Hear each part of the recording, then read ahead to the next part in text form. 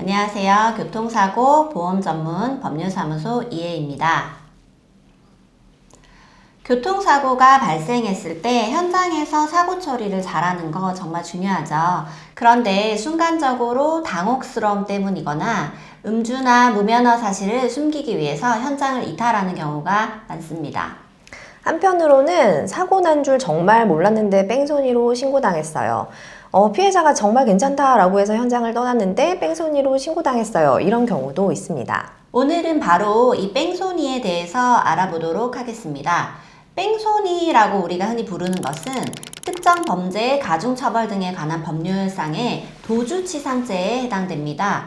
도주치상죄가 성립하게 되면 직면하는 막대한 불이익과 처벌 위기 상황에서 어떻게 대처를 해야 하는지 오늘 함께 살펴보도록 하겠습니다.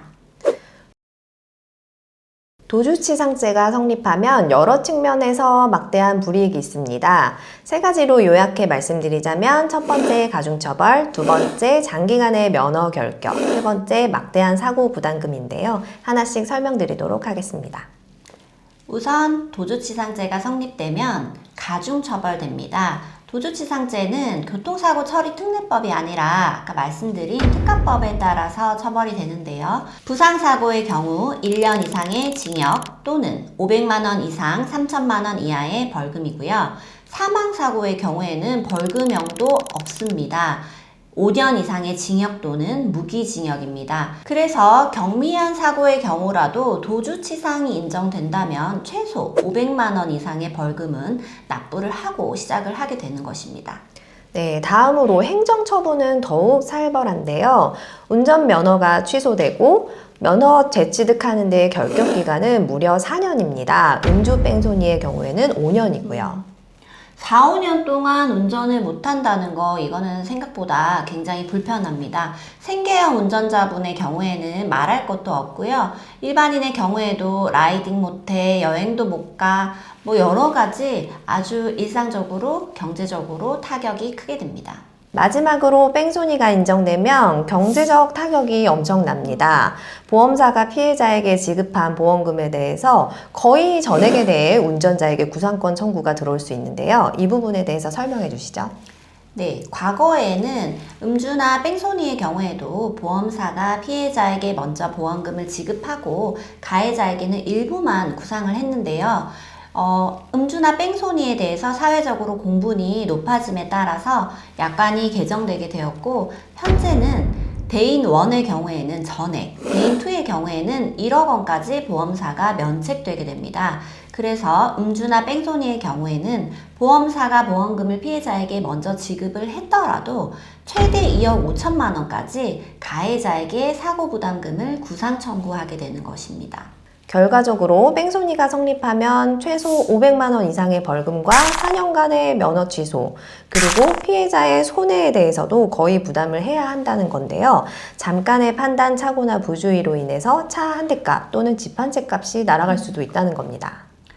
그렇기 때문에 혹여라도 억울하게 뺑소니 혐의를 받고 있다, 이런 경우에는 반드시 무혐의를 입증하셔야 되겠죠. 어떤 경우에 무혐의를 다툴 수 있을까요? 첫 번째로는 사고를 인지하지 못한 경우입니다. 사고를 인지하지 못해서 현장을 떠났다라고 하면 당연히 도주의 고의가 없기 때문에 무혐의를 다툴 수 있겠죠. 두 번째로는 구호 조치를 취할 필요가 없었던 경우입니다. 피해자의 상해 정도가 매우 경미해서 병원 치료가 필요하지 않았던 경우나 또 피해자가 명시적으로 괜찮다라고 해서 현장을 이탈한 경우 등이 해당될 수 있습니다.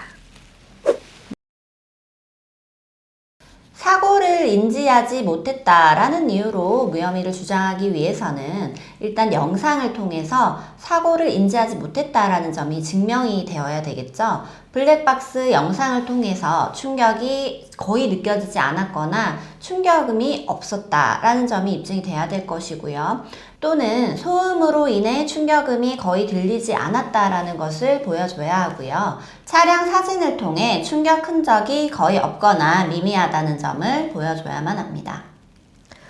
예를 들어 비접촉 사고의 경우나 사이드미러로 살짝 스친 사고 같은 경우에 사고를 인지하지 못했다라는 것을 주장하기가 용이할 것이고요. 반대로 영상을 보았는데 누가 봐도 차량의 흔들림이 크고 꿀렁거림이 있었다라는 경우라면 사고를 인지했다라고 인정을 하는 것이 맞을 것입니다. 제가 봤던 사건 중에 누워있는 피해자를 밟고 지나간 사고에 있어서 몰랐습니다. 맨홀 뚜껑을 밟은 줄 알았어요. 라고 주장하는 것을 봤는데요. 정말 무리한 주장이다. 라고 생각한 적이 있었습니다. 또 도망가는 사람의 모습이 아니다라는 것도 증명을 해야 하는데요. 사고 직후 매우 태연한 모습을 보이거나 사고 직후의 행적이 잘 드러나게 행동하는 것 등이 이에 해당할 수 있습니다. 영상이나 동승자의 진술, 기타 증거들을 통해서 이러한 부분들을 입증하는 것이 중요합니다.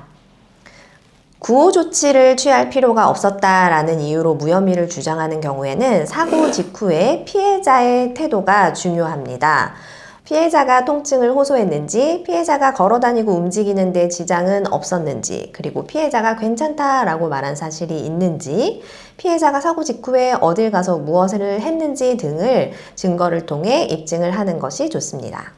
이 경우에도 마찬가지로 경미한 사고였음을 블랙박스 영상이나 차량 파손 부위 사진 등을 통해 입증하는 것이 중요하고, 피해자가 어떤 진단을 받았는지, 언제 병원에 갔는지를 진료 기록을 통해 확인해서 정말로 피해자가 치료가 필요했던 건지를 다퉈볼 수가 있습니다.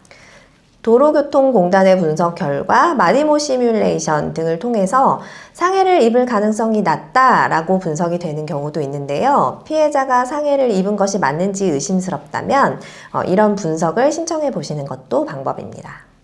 지금까지 뺑소니에 대해서 살펴봤는데요. 뺑소니 사건은 형사처벌뿐만 아니라 면허 취소, 보험금 문제까지 얽혀있기 때문에 쉽게 생각하셔서는 안 되겠습니다. 무턱대고 무혐의를 주장하셔서는 안 되겠지만 억울한 상황이시라면 포기하지 마시고 대응 전략을 잘 세우셔야 하겠습니다. 시청해주셔서 감사합니다.